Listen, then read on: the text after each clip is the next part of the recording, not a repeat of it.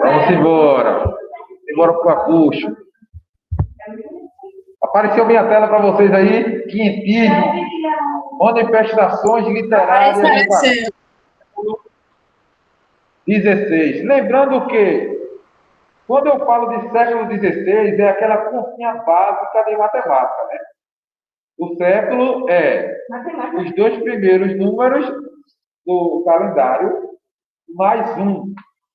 Então, nós iremos falar aqui de 1500. 1500, tá?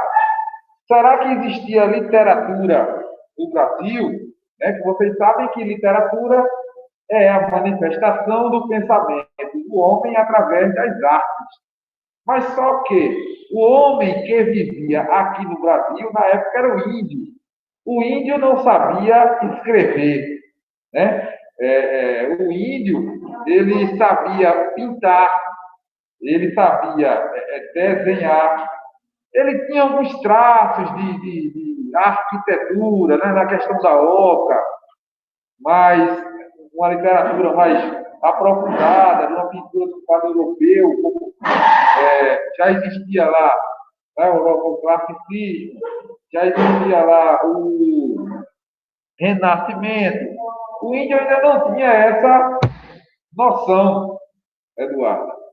Então, o que era que acontecia? Vamos entender hoje que tipo de manifestação literária acontecia nesse Brasil. Quem produzia esse tipo de manifestação literária, né? E qual era o objetivo dessa manifestação aqui no Brasil? Se a gente não souber disso, não adianta estudar literatura, tá certo? Ontem eu estava conversando com uma amiga minha e ela disse que odeia literatura, odiava literatura na escola, tá? Aí eu perguntei para ela por quê. Porque o professor dela só fazia pegar texto, decorar a data de autor, o autor que morreu, o ano que nasceu, né? Então, literatura não é isso, gente. Literatura é a arte de você fazer pensar, e entender o pensamento através da arte, né, Eduardo? Então, vamos lá. O que é esse danado desse quintismo, né, aqui no Brasil? Primeiro, vamos entender como era que estava se passando lá na Europa. O que era que acontecia na Europa na época? Por que Europa? Principalmente Portugal. Porque é de lá que vai vir a nossa principal influência, da Europa. E lá eles estavam vivendo o classicismo, já tinham vivido, né? O classicismo, que é aquele padrão bonitinho, o próprio nome já diz, clássico, bonitinho, tudo no padrão. Basta lembrar dessa imagem aqui do livro, do capítulo 4 de vocês de literatura, na página. Deixa eu só voltar aqui, no capítulo 4. Quem tiver com o livro aberto aí de literatura vai ver. O surgimento ou o nascimento, né, de Vênus, que analisamos aqui na página 76, né? Essa imagem aqui, ó.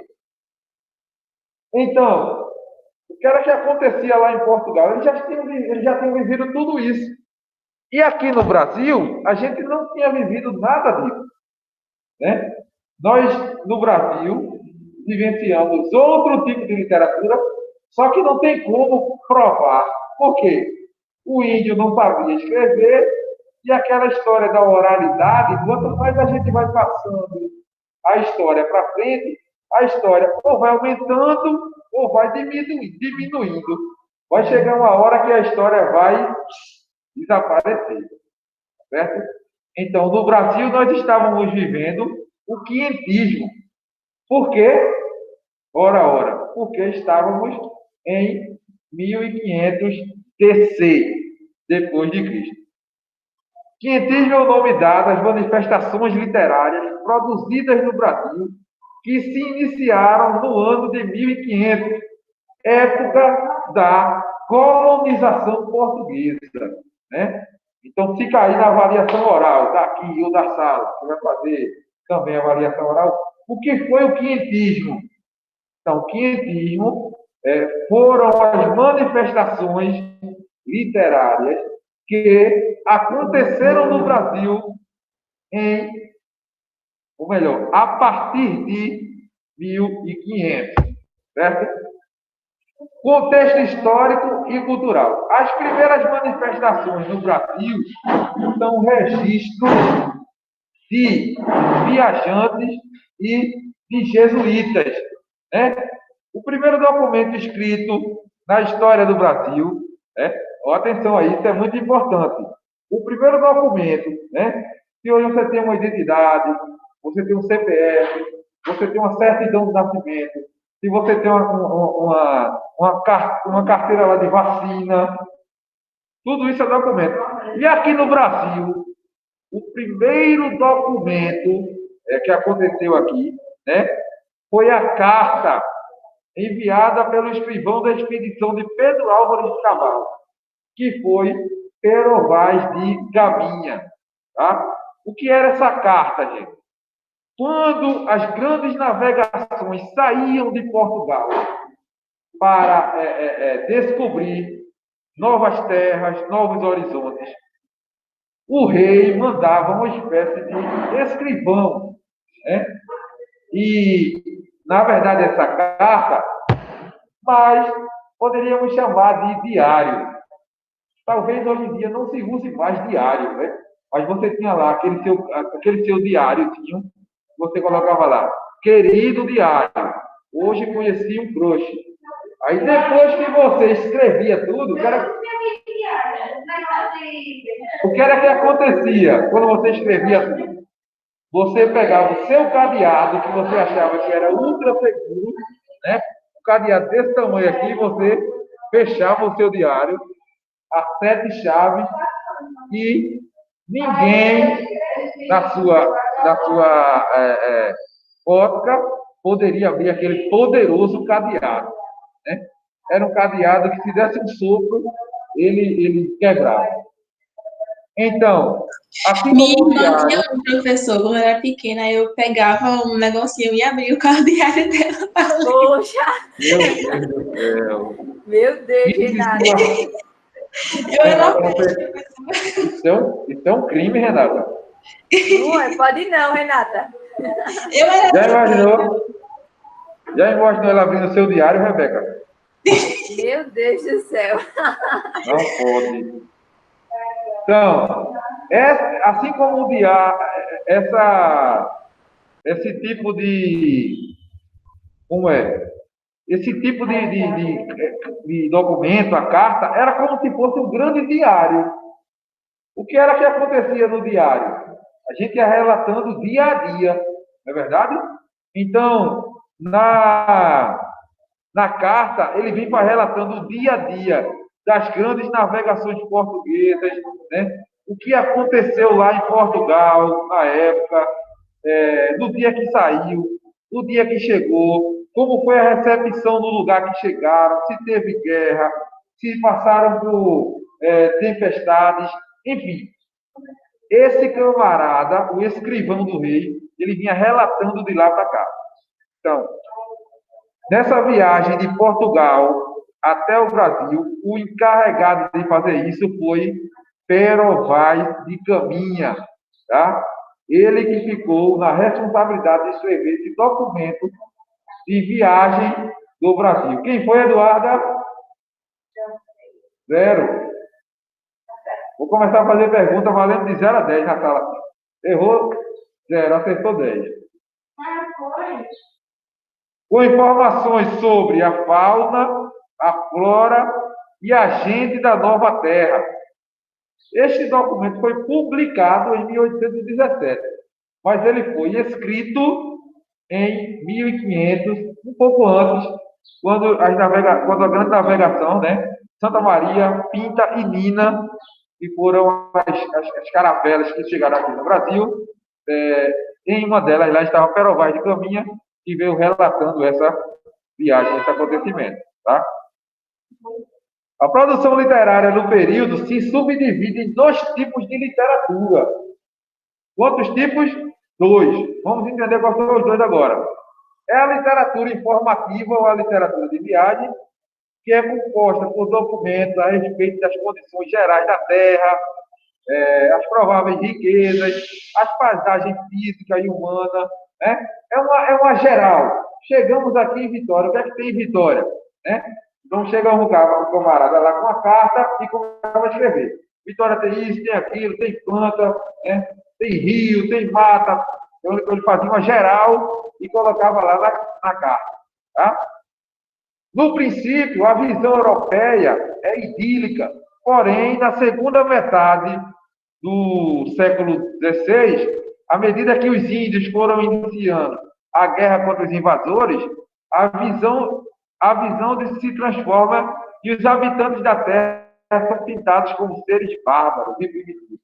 O que muita gente não acha, não entende, é que quando os portugueses chegaram aqui, as pessoas acham que os índios chegaram como se chegasse aquele tio, que a gente não viu há 20 anos, né? Oi, tio, como é que você está? Um abraço, um beijo.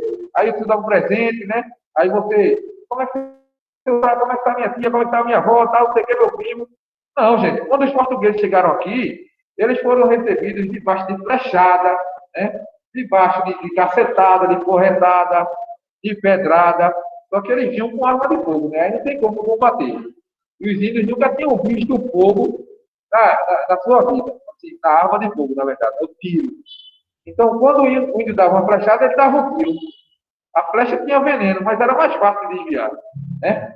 Mas o tiro, principalmente de espingarda, ele matava o índio, né? Ele amedrontava o índio. Então, houve sim uma grande guerra entre portugueses e os índios. Então, aqueles que se revoltavam contra os portugueses, eles eram chamados de bárbaros, tá? Eles eram chamados de bárbaros ou seres primitivos. A carta é datada, a carta de Pero Vaz de Caminha, ela é datada de 1º de maio de 1500. A cidade onde estava era Porto Seguro e foi levada para Lisboa por Gaspar de Lemos, um grande navegador desse período. A carta é o exemplo típico do deslumbramento dos europeus para com o novo. No caso, o Novo Mundo, como eram chamadas as terras da América. Lembrando que o Brasil, mesmo sendo colonizado por Portugal, houve um tratado antes, vocês viram lá a história, não vamos aprofundar nisso, né? E na divisão do tratado, Portugal ficou com um pedaço, a Espanha ficou com outro pedaço. Eu acredito que vocês já viram isso aí em história. Confirmam para mim, Rebeca e Renata, sobre esse tratado. Darla, Davidson, quem lembra aí? O que, professor? O qual? Davidson, nesse tratado que teve entre Portugal e Espanha, quando eles foram dividir a América. É aquele de Tordesilhas, né? Isso. Então, na verdade, já haviam chegado aqui na América antes, né? Dividido as terras e depois eles vieram descobrir o que era que tinha. No caso, o Novo Mundo, como era chamado? Vamos lá. Caminha, na verdade, é Pero Vaz, caminha, né? Documenta algumas características físicas da Terra encontrada e o momento em que enxergaram um monte, denominado logo depois por Pedro Álvares Cabral como Monte Pascoal, né? Logo após, ele narra o desembarque dos portugueses na praia e o primeiro contato com os índios e a primeira missa realizada na terra descoberta. Era uma característica dos colonizadores de cultuar seus deuses ou seu Deus. E quando eles chegavam na terra, a primeira coisa que eles faziam era o quê? Esse culto. Como Portugal é um país extremamente, predominantemente católico, né? O que era que acontecia quando eles chegavam na terra, eles faziam essa oração, essa missa. Então percebam que essa cultura de fazer uma oração quando chega na igreja, de fazer uma oração quando chega a algum lugar, ou quando vai sair, não vem de hoje. Já vem de muito tempo. Né? Eu não tenho nada contra a religião, ninguém, até porque eu tenho a minha, faço a minha oração também quando eu chego e tal. Mas isso aí é uma forte influência, Pedro, de mais de 500 anos, de chegar num lugar e realizar um culto, realizar uma oração, né? E falar com Deus, que é muito bom, viu? É melhor falar com Deus do que com o diabo.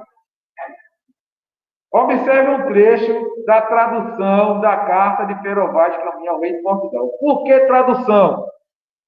Porque o português que era falado na época não era o português que utilizamos hoje, que é o português moderno. Utilizava-se o português arcaico, por isso essa tradução. Veja o que ele diz. Ó, vamos começar agora a escutar as mentiras, né? Avistaram os primeiros habitantes da terra, os quais eram de acordo com a descrição de Caminha. Aqui ele está falando como era o povo da época daqui, né? Pardos,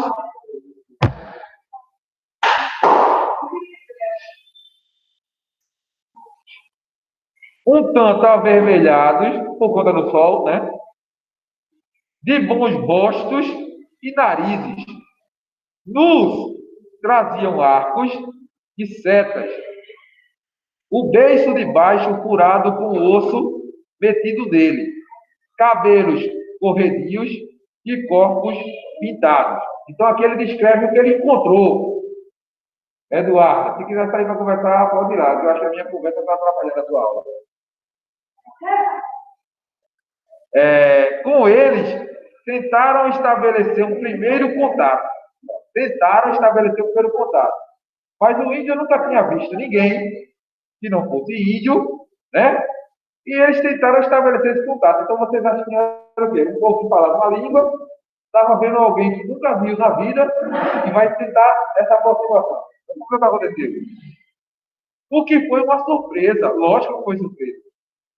Pois um deles começou a apontar para o colar de ouro do capitão da frota e em seguida para a terra, como se quisesse dizer que naquela terra havia ouro. Aqui a gente já encontra a primeira mentira.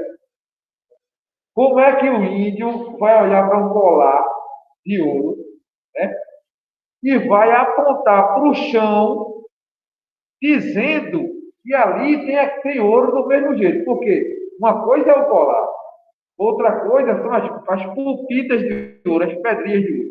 Então, como era que o índio ia fazer essa associação da pupita de ouro com o colar já bem feito, né, que estava no pescoço do capitão? Na verdade, ali foi muita lapada, foi muito acocho para o índio entregar as riquezas que haviam aqui. A mesma coisa ocorreu com o castiçal de prata e o papagaio. Ao verem as coisas que não conheciam, faziam sinais, dando-se a entender que queriam propor uma troca. Conclui-se, então, que desta forma começou a troca de ouro, prata e madeira por quinquilharias vindas da Europa. O que é que eles estão dizendo aqui? Ó, gente, a gente chegou aqui, é como eu falei, aquele parente nosso que a gente não via há muito tempo, ali tem um bolo na geladeira, ali tem um bolo de prestígio, de brigadeiro, se quiser tem pizza, refrigerante, Coca-Cola, né? Porque quando vê um parente de longe, a gente quer agradar, né? Parente que você não vê há muito tempo. Então, eles chegam lá, aqui tem ouro, aqui tem prata, aqui tem o pau-brasil que vocês podem usar tinta, se vocês quiserem, a gente pode até levar para vocês no barco, só basta você me dar o espelho, né? Só basta você me dar uma salva de prata, né? Um copo, a gente vai fazendo, a gente vai negociando. Só que eles não faziam isso, gente. Eles não falavam português, eles não falavam tupi-guarani e as diversas variantes que existiam na língua do tupi-guarani, que a gente já viu aqui em português, né? Que dentro do tupi-guarani tem várias variações, muitas variações dessa língua. Então, quando eles chegaram aqui, eles não falavam a nossa língua.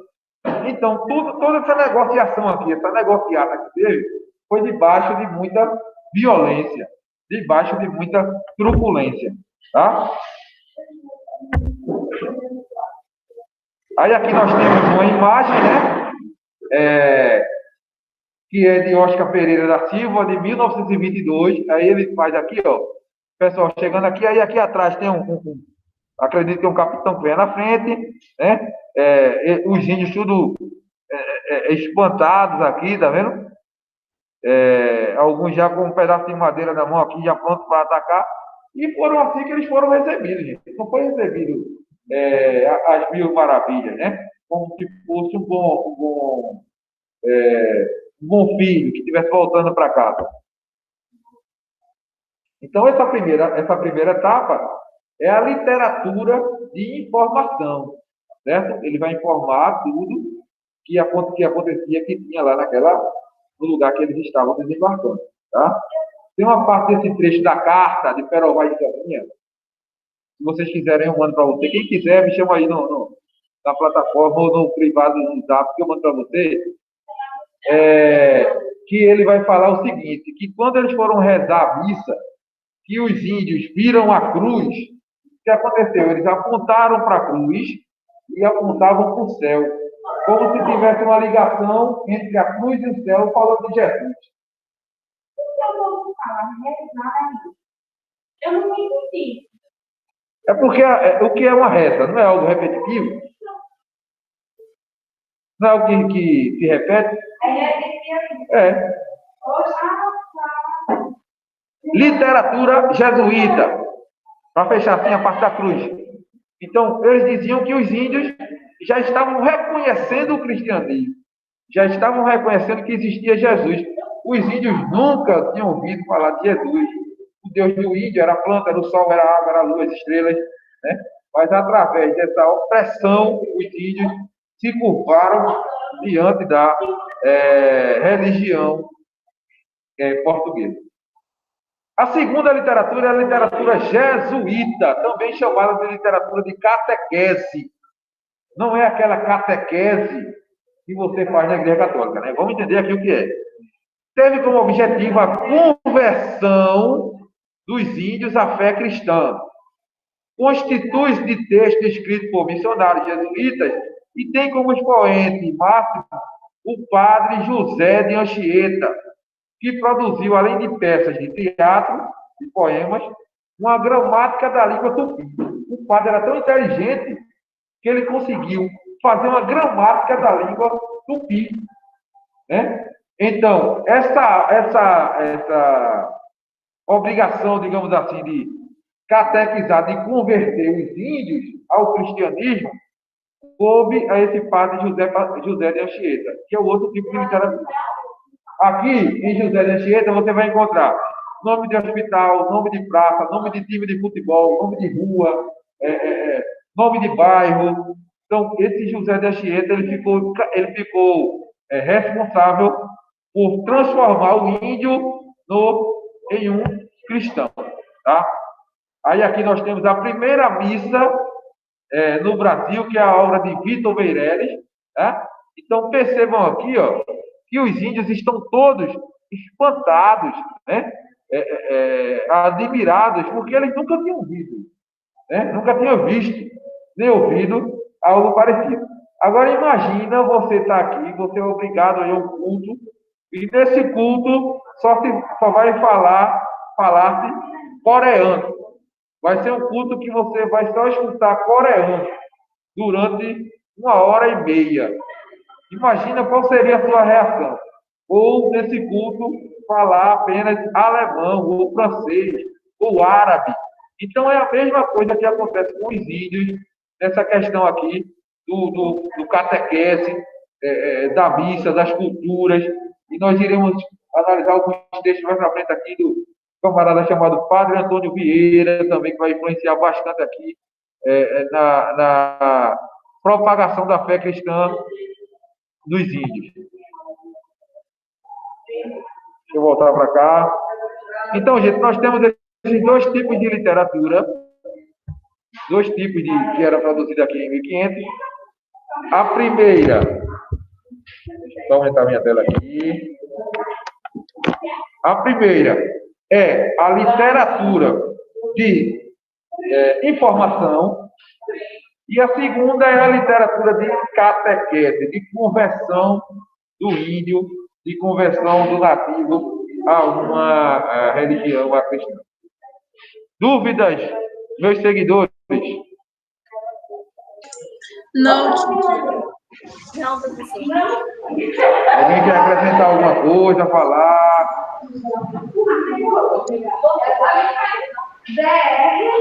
Toda vez vocês não falam nada. Quer dizer, alguns falam, né? Mas o senhor explica tão bem que não dá nem dúvida. Concorda com ela, Renata, Maria Clara, Com quem? Ela falou quem? que eu explico tão bem que eu não dá para ter dúvida. Com certeza. Ah, Com certeza.